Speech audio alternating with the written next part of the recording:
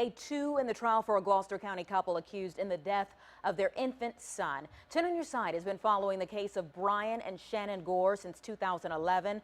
That's when deputies got a call that they had been neglecting their young daughter by keeping her in a cage. Later, investigators found a box with their son's remains buried under the backyard shed. 10 on Your Side's Jason Marks is live in Gloucester with today's developments in their murder trial. Jason? Anita, for the first time today, we saw Shannon Gore really show some emotion. She broke down a couple of times and really wept when we were talking about her son, Connor Gore. He was the one who was found underneath that shed, buried in a box. I can tell you today's testimony really revolved around a doctor from the Smithsonian Museum who says Connor died from a lack of nutrition.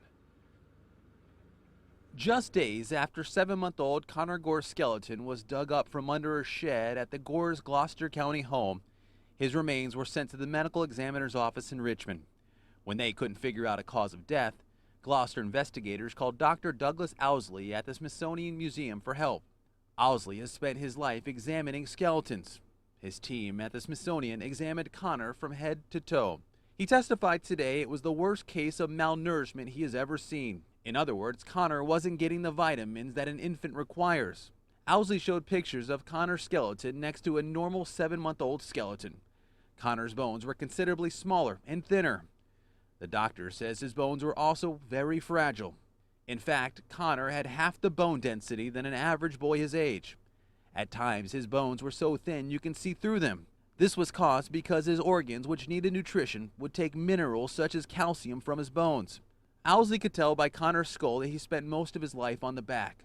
The back of his skull was flat when normally should be rounded. He also had a skull fracture on the right side that was caused by the weakness. Owsley told the court, "It doesn't matter what bone I take, it is going to be undersized." Connor's parents, Brian and Shannon Gore, are on trial for his death. They've already been convicted for nearly starving to death his sister and keeping her in a cage. The Gores told investigators Connor died in his sleep. And the defense argued today that Owsley had no idea whether Connor had any medical conditions or any genetic deformities. Of course, Connor, and the Gores told investigators this, Connor was never taken ever to see a doctor. Now, the defense takes up its case tomorrow. The prosecution rested this afternoon. We have not heard yet in this case whether Shannon or Brian Gore will take the stand. So the case continues tomorrow morning here in Gloucester at 9:30. For now, that's the latest from Gloucester. Jason Marks, 10 on Your Side.